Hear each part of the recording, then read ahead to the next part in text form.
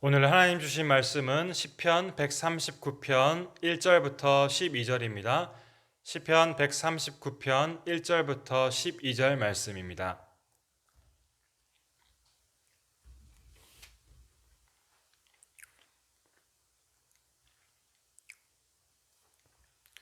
봉독하겠습니다. 여호와여, 주께서 나를 살펴보셨으므로 나를 아시나이다. 주께서 내가 앉고 일어섬을 아시고 멀리서도 나의 생각을 밝히 아시오며 나의 모든 길과 내가 눕는 것을 살펴보셨으므로 나의 모든 행위를 익히 아시오니 여호와여, 내 혀의 말을 알지 못하시는 것이 하나도 없으시니이다. 주께서 나의 앞뒤를 둘러싸시고 내게 안수하셨나이다. 이 지식이 내게 너무 기이하니 높아서 내가 능히 미치지 못하나이다. 내가 주의 영을 떠나 어디로 가며 주의 앞에서 어디로 피하리이까? 내가 하늘에 올라갈지라도 거기 계시며 스올에 내 자리를 펼지라도 거기 계시니이다. 내가 새벽 날개를 치며 바다 끝에 가서 거주할지라도 거기서도 주의 손이 나를 인도하시며 주의 오른손이 나를 붙드시리이다. 내가 혹시 말하기를 흑암이 반드시 나를 덮고 나를 두른 빛은 밤이 되리라 할지라도 주에게서는 흑암이 숨기지 못하며 밤이 낮과 같이 비추이나니 주에게는 흑암과 빛이 같음이니이다. 아멘. 성도님들께서는 하나님 앞에서 하나님 보시기에 어떤 삶을 살아가고 계십니까? 하나님 보시기에 깨끗하고 부끄럽지 않는 삶을 살고 계십니까? 만약 지금 하나님과 1대1 대면을 한다면 하나님께 담대하게 나아갈 수 있습니까? 오늘 시편 말씀은 우리가 신앙인으로서 하나님 앞에서 어떻게 살아가야 하는지 돌아보게 하는 그런 말씀입니다. 오늘 말씀에서 다윗은 하나님이 어떤 분이신지 구체적으로 고백하고 있습니다. 먼저 하나님의 전지전능하심을 1절부터 6절에서 고백합니다. 1절 말씀, 여호와여, 주께서 나를 살펴보셨으므로 나를 아시나이다. 하나님께서는 우리를 아시는 분이라는 거죠. 근데 구체적으로 무엇을 아는 거에 대해서 그 뒷절에서 말씀하고 있습니다. 2절 말씀, 주께서 내가 앉고 일어섬을 아시고 멀리서도 나의 생각을 밝히 아시오며. 하나님께서는 내가 앉고 일어섬을 아시고 멀리서도 나의 생각을 아시는 분, 그러니까 나의 행동을 아시고 아무리 멀리 있더라도 우리의 생각들을 속속들이 아시는 분입니다. 3절 말씀 보면요, 나의 모든 길과 내가 눕는 것을 살펴보셨으므로 나의 모든 행위를 익히 아시오니. 하나님께서는 우리의 모든 행위를 아시는 분입니다. 우리가 누구와 싸움을 하는지, 우리가 도둑질을 하든지, 우리가 아니면 선한 일을 하든지 모든 우리의 행위를 아시는 분이라는 거죠. 또한 4절 말씀 보면요, 여호와여, 내 혀의 말을 알지 못하시는 것이 하나도 없으시니이다. 하나님께서는 우리의 모든 혀의 말을 알고 계십니다. 우리가 거짓말을 하고 있는지, 우리가 누구를 비방하는지, 우리가 누구를 이간질하는지, 아니면 우리가 누구에게 사랑의 말을 하는지 모든 우리의 언행을 알고 계시는 분입니다. 한마디로 하나님께서는 우리의 모든 것, 우리의 말과 생각과 행동을 다 아시는 분입니다. 그 다음에 오늘 7절부터 12절을 보게 되면요, 하나님의 무소부재함에 대해서 말씀하고 있습니다. 7절 말씀, 내가 주의 영을 떠나 어디로 가며 주의 앞에서 어디로 피하리이까? 우리는 하나님을 전혀 피할 수 없는 존재라는 것이죠. 8절 보게 되면 내가 하늘에 올라갈지라도 거기 계시며 스올에 내 자리를 펼지라도 거기 계시니이다. 하나님께서는 우리가 하늘에 있던 지옥에 있던 어디나 계시는 분이라는 거죠. 또한 9절 10절 말씀 보면요, 내가 새벽 날개를 치며 바다 끝에 가서 거주할지라도 거기서도 주의 손이 나를 인도하시며 주의 오른손이 나를 붙드시리이다. 하나님을 피하여 날개를 달고 바다 끝까지 순간 이동을 한다고 할지라도 하나님은 그곳에서도 계시는 분, 하나님의 눈을 피할 수 없다라는 그런 말씀입니다. 11절 12절에서도 흑암이 나를 덮어도 빛이 어둠이 되어도 하나님을 피할 수 없다. 주 앞에서 흑암이 숨기지 못하며 밤이 낮과 같이 비추인다 라고 말씀하고 있습니다. 즉 우리는 아무리 발버둥 쳐도 하나님의 눈을 피할 수 없는 그런 존재입니다. 우리가 어디를 가든지 하나님의 손에서 벗어날 수 없다. 우리는 하나님의 손 안에 있는 그런 존재입니다. 하나님 앞에서 드러나지 않을 것이 하나도 없습니다. 우리들은 사람들이 많은 공공장소에 가게 되면 사람을 의식하죠. 우리가 공공장소에서 화를 내거나 소리를 지르는 사람은 거의 없습니다. 정신병자가 아니라면 그곳에서 범죄를 저지르지 않습니다. 많은 사람들의 시선이 있기 때문에 그 시선을 두려워하기 때문입니다. 만약 제가 여러분을 따라다니면서 모든 것을 지켜본다면 여러분들은 저를 의식해서 말과 행동을 조심할 것입니다. 반대로 여러분들이 저의 삶을 지켜보고 있다면 저는 어떻겠습니까? 목사로서 부끄럽지 않도록 부끄러운 모습 보이지 않도록 최선을 다할 것입니다. 우리는 이렇게 사람의 눈을 의식합니다. 사람의 눈치를 많이 보고 사람의 눈을 두려워합니다. 그런데 우리가 얼마나 하나님을 의식하고 살아가고 계십니까? 우리가 하나님을 눈으로 볼 수 없기 때문에 항상 하나님을 의식하지 못하기 때문에 하나님을 두려워하지 못하고 살아갈 때가 참으로 많이 있는 것 같습니다. 오늘 말씀을 통해서 하나님께서 우리에게 말씀하십니다. 나는 너의 모든 생각, 너의 언행, 너의 모든 행동을 다 알고 있다. 그리고 너가 가는 곳 어디에서나 내가 있고 너를 지켜보고 있다. 사람들은 속일 수 있지만 나는 절대로 속일 수 없다. 이렇게 하나님께서 우리에게 말씀하고 있습니다. 인간의 죄의 타락은 어디에서 시작됐습니까? 하나님이 내가 하는 것을 다 보고 있지 않을 거야. 하나님의 눈을 속일 수 있을 거야. 그런 생각에서 시작됐습니다. 아담과 하와가 하나님이 따먹지 말라는 선악과를 따먹었습니다. 어떤 생각에서 시작했을까요? 하나님이 이거 한번 따먹는데 이거 한번 안 보시겠지. 내가 하나님의 눈을 속일 수 있겠지. 거기에서 죄가 시작되었습니다. 사회적 범죄들과 비리들 그리고 부패한 정치인들이 왜 생겨납니까? 사람들의 눈을 속일 수 있다. 내가 이 사람들의 눈만 속일 수 있고 피할 수 있으면 된다라고 생각하기 때문에 이런 죄들이 생겨난다는 것입니다. 지금 우리가 사는 세상은 정의가 없고 공의가 없는 세상입니다. 죄가 죄인지도 모르고 살아가는 사람들이 너무나 많습니다. 왜 그렇습니까? 그들은 하나님이 그들을 지켜보고 있다는 사실을 알지 못합니다.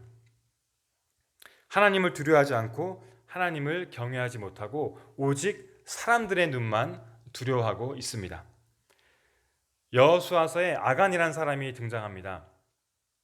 여호수아가 여리고성을 점령하고 그 성에 있던 재물들을 다 가져오라고 했습니다. 그런데 아간은 재물을 가져오지 않고 그 재물을 숨겼습니다. 끝까지 말하지 않았습니다. 결과적으로 이스라엘 백성들이 아이성을 점령하지 못했는데 바로 이 아간의 죄 때문이었습니다. 결국 제비뽑기를 해서 아간의 죄가 드러나게 되었고 그는 돌로 맞아서 최후를 맞게 되었습니다. 그의 죄가 무엇이었습니까? 설마 하나님이 이것을 보고 계시겠어? 이번 한 번 넘어갈 수 있겠지. 내가 거짓말하고 내가 숨긴 거 아무도 보지 않았는데 무슨 상관이야? 그는 하나님의 눈을 속일 수 있다고 생각했기 때문에 이런 엄청난 죄를 저지르게 되었습니다. 다윗은 밧세바를 취하는 엄청난 죄를 범했습니다.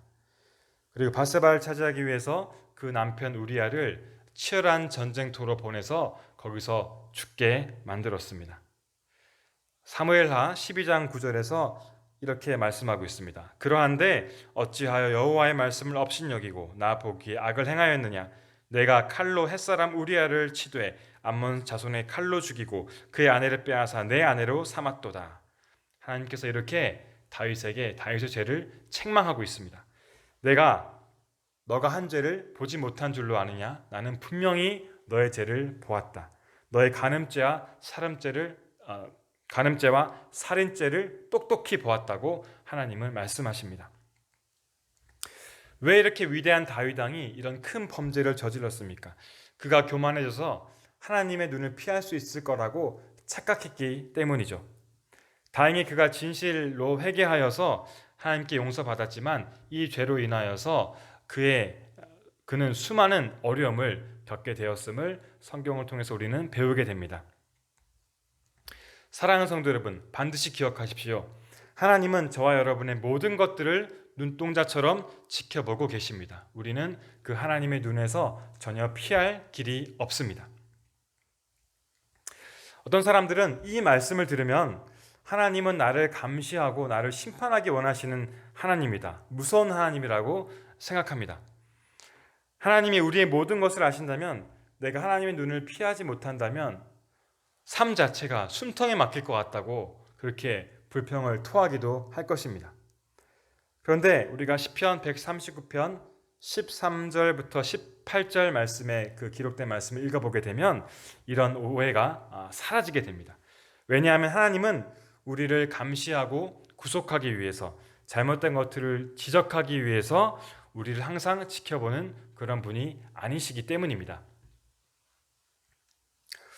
하나님은 우리를 너무나도 사랑하시기 때문에 우리를 지켜보신 분이라는 것을 말씀을 통해서 깨닫게 됩니다.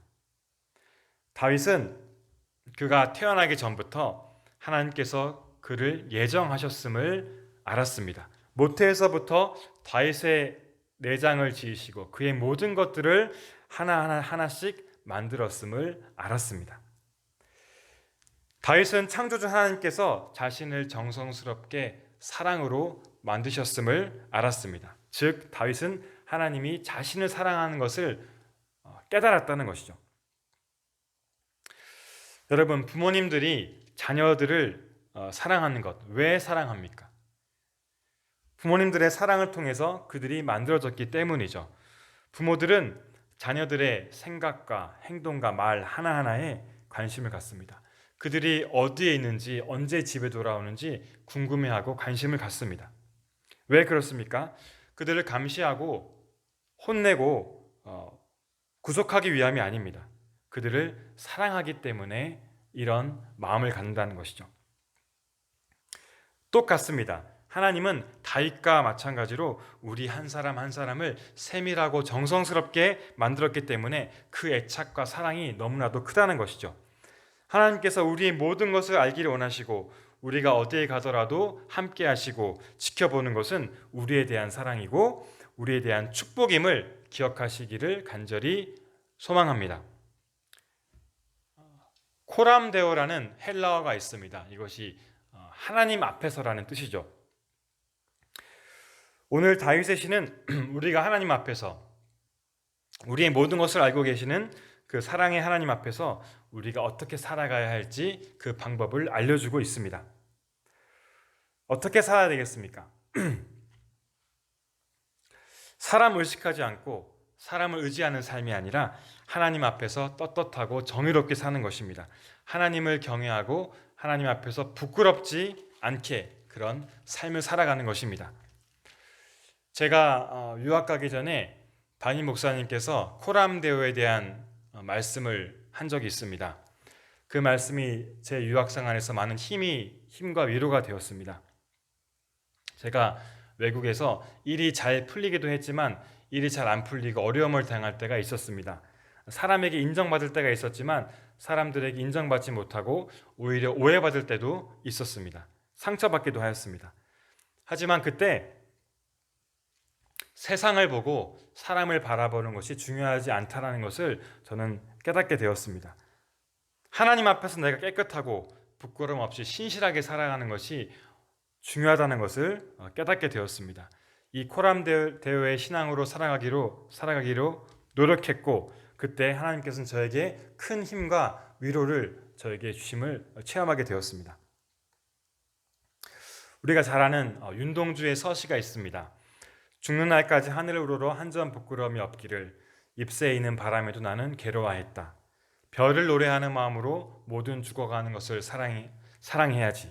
그리고 나한테 주어진 길을 걸어가야겠다. 오늘 밤에도 별이 바람에 스치운다. 너무나도 알려져 있고 아름다운 시입니다.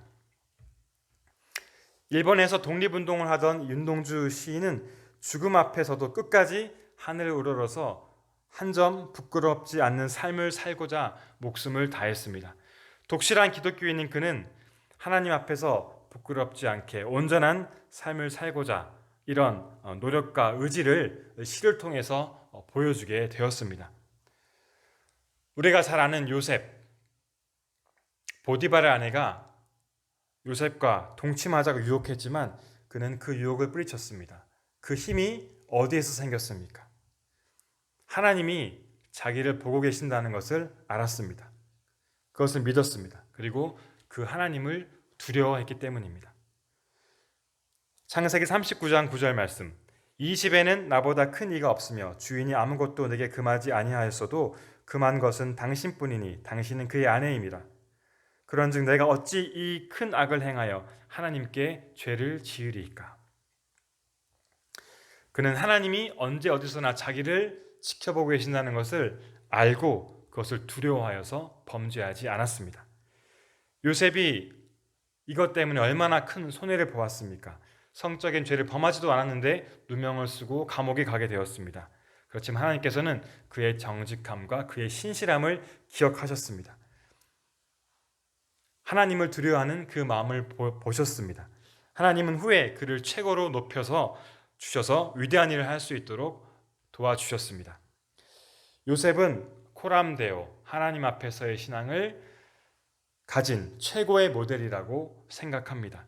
누가 보나 안 보나 그것이 중요하지 않습니다. 사람의 눈이 중요하지 않습니다. 하나님이 항상 보고 있음을 두려워하고 믿고 살아야 한다는 그런 말씀입니다. 요셉은 하나님 앞에서 떳떳하게 부끄럽지 않은 인생을 살았습니다. 오직 하나님만 바라보면서 하나님께 초점을 맞추는 그런 인생을 살았습니다. 사랑하는 사문의 성도 여러분, 성도님들은 코람데오 하나님 앞에서 어떻게 살아가고 계십니까? 이것이 하나님 믿는 자녀에게 너무나도 중요합니다. 하나님 앞에서 날마다 두렵고 떨림으로 살아가야 됩니다. 사람을 바라보는 것이 아니라 사람의 말과 생각을 두려워하는 것이 아니라 먼저 하나님 앞에 부끄럽지 않게 깨끗하게 온전하게 나가는 것이 가장 중요한 신앙인들의 모습입니다. 우리가 신앙생활 하다 보면 시간을 투자하고 물질을 투자하고 열심으로 성실하게 헌신과 봉사를 했지만 세상에서 알아주지 않을 때가 있습니다. 사람들이 인정해주지 않을 때가 있습니다. 도리어 오해를 받을 때도 있습니다. 그럴 때 우리가 바라보아야 할 분은 딱 한 분, 하나님 뿐입니다. 내가 살면서 힘든 일이 있더라도 사람에게 상처를 받더라도 하나님 앞에서 온전한 삶을 살고 있다면 그것으로 하나님은 우리를 기뻐하십니다. 세상에서 인정해주지 않더라도 하나님 앞에 신실하게 믿음으로 살아간다면 하나님께서 그것을 기쁨으로 받아주십니다. 그리고 하나님께서는 우리의 삶을 책임져 주시고 우리의 삶을 가장 선하게 인도해 주실 것을 믿기를 원합니다. 이 코람데오 신앙을 평생 기억하시면서 하나님께서 성도님들에게 주신 그 귀한 사명을 끝까지 감당하시기를 예수님의 이름으로 간절히 축원합니다. 아멘. 기도하겠습니다. 하나님 아버지 감사드립니다. 오늘 말씀을 통하여서 하나님은 우리의 모든 것을 알고 계시고 우리가 어디에 있더라도 함께 계신 분임을 깨닫게 됩니다. 하나님의 전지전능하심과 무소부지하심을 항상 겸손하게 받아들이고 우리를 향한 하나님의 사랑에 감사하며 살도록 인도해 주시옵소서.